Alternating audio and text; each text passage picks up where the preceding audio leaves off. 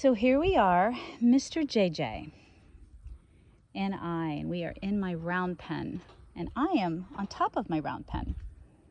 So this is one of my most successful techniques for rehabilitating riding horses. Good job, Jay, that are traumatized and have bucked their owners off many, many times.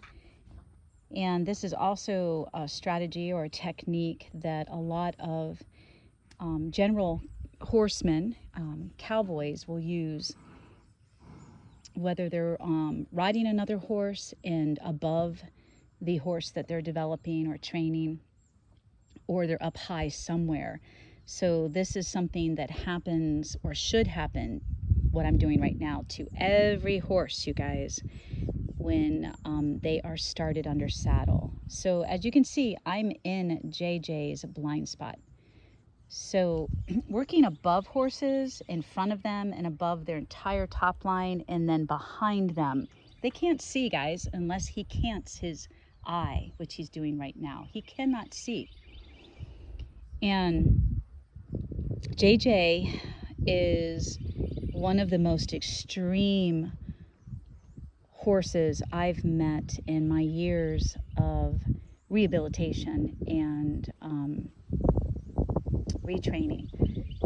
So what I mean by that is he is very shut down and has learned helplessness because he's been suppressed, oppressed, abused. And not just abused physically, he has been hit and punched and so forth. JJ has been emotionally and mentally abused probably his entire life. So he comes from out west. He is your typical, started his life on a ranch as a ranch horse working cattle. I've worked with a lot of horses like this, just like JJ.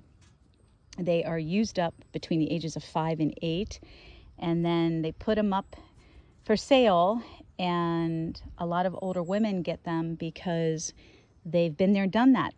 I mean, these horses are showing you that they can be ridden and open and close gates without you getting off. They've traveled, hundreds of miles out on the range working cattle, and they are being promoted as a safe trail riding horse. So women that are getting back into horses or getting their horse for the first time later in their years are being seduced by this, and everyone I've ever worked with has put their new owner in the hospital.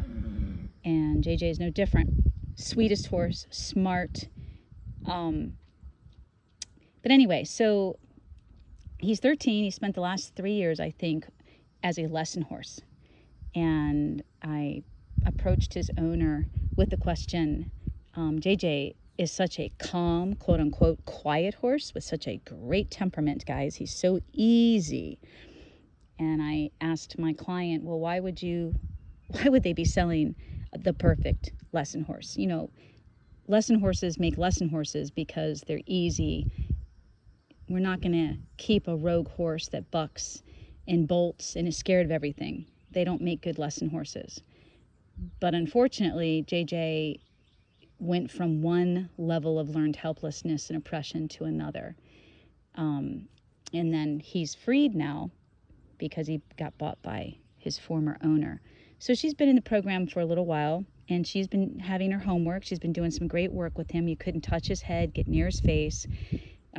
He'd run backwards, run sideways, and just afraid of anything around him, and especially a lot of stimulation. So, when you have a really checked out horse that is frozen with fear and learned helplessness, meaning he's not allowed to express himself or even look at the handler or rider, or he'll get beat. It's really sick, but unfortunately, guys, this is pretty prevalent out there. And the woman that owned him prior was beating him. I've unfortunately known a lot of women to really beat these horses. It is sickening. It's not just men. So anyway, this guy is learning how to lunge. He's learning how to long line drive. He's learning how to feel good. Whoops. Almost dropped the camera. You're okay, buddy. Feel good and safe with me. Feel good and safe with me. You know, I don't make him get underneath of me like this. This is just a process. And this is my test right now.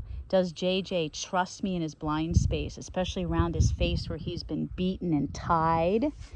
He's probably been tied to the saddle. This horse came with a Tom Thumb bit, one of the harshest bits, and was told that you don't need any contact. He hates contact, so don't put any pressure on his mouth or in the reins. So, a lot of new riders, newbies to horses will think, wow, man, horse is really amazingly well trained, that all I have to do is ride with one hand and a loose rein, and he does everything on verbal command. Well, yeah, until he starts waking up and getting triggered. And so anyway, guys, I'm in my third week. I have one more week with Jay, and I'm hoping that his parents can keep him with me another 30 days. He really needs that. I'm not on him. I'm not riding him. That's not how I rehabilitate or restart horses. He's got to prove to me that he's ready for me, that he trusts me, and then give me permission. Come get me off of this panel or the mounting block. And there are so many things that he needs to prove to me as far as being trustworthy. Like, I need to be able to supple him vertically and laterally. This horse would not bend. If you stood next to him by his side, he would not look at you, because it's been beaten into him. That submissive dominance crap that you can't look at me. Don't think horse for yourself, and don't express yourself horse. And so JJ's learning how to think, and he's learning that I respect him and appreciate him for thinking. And he hasn't gotten to the point where he knows he can express himself yet. That's what I'm hoping the next 30 days would do. So stay tuned. We are also going to be doing a series on his development on my YouTube channel for the month of August. He's our special horse. He is a special horse. It just breaks my heart. Makes me sick, makes me want to cry, makes me angry. And it's always the sweetest horses with the most potential that greedy people, do the most harm. I mean, it just makes common sense. Nobody's going to waste their time. Oh, you're licking and chewing. I speak the truth. Nobody's going to waste their time on a badass like my old Sundance. She was a badass at the age of 3, and that's why she ended up at the rescue, and they called me, and she was going to be headed to be put down. They would have euthanized her, obviously, the rescue. They would not have sent her to a kill pen. But Sundance was one of the most angry, violent horses I've ever met at the age of 3. And it's because she has a lot of fight. So nobody wants a horse that has a lot of fight or flight. They want these really super sweet, easygoing guys, so they can just knock them around. It's all about forced dominance and submission and fear. It's just awful. Okay, so stay tuned. Just giving you guys a little highlight. Let's see if I can not drop the rope, and see if I can ask JJ to follow my focus. Thank you, Jay. I'd like you to put your front feet up here where my left foot is. So I'm going to look where I'd like you, Jay. I'd like to look. Can you come meet me? Can you? You're thinking about it. He's a good boy. Come on, babe. It's a lot of pressure. Gets him worried. Come on. Good. And there's that spot right there where that little sun's coming through the tree. This would be the first time I've asked him.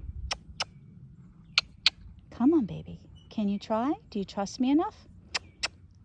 Yeah? Come on, babe. Little tap with the whip, just a little tap. Oh, it's a good boy.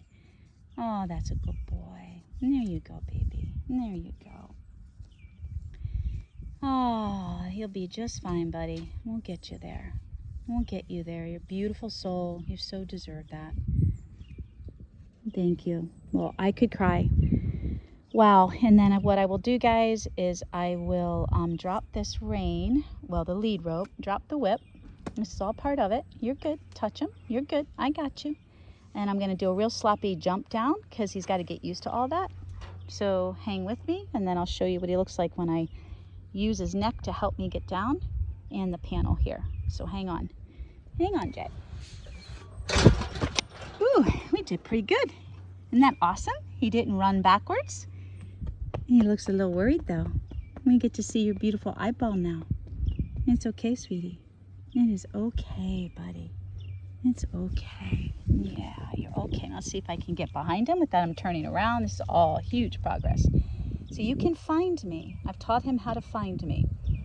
Find me energetically and connect with me. And also my voice. Good boy, Jay. This is huge progress. And when I used to touch him everywhere, he would be as tight as I call it. You could bounce a penny off of him. He can still go there. It just doesn't last long at all. Couldn't touch him anywhere. You couldn't pat him anywhere. He'd jump or fly backwards. And yet this was a riding horse, guys. This was a ranch horse, and then he was a lesson horse. This is what I get to see. How many thousands of horses have I worked with like this? Breaks my heart. We got to do a better job. We got to do a better job collectively, all of us. I speak the truth.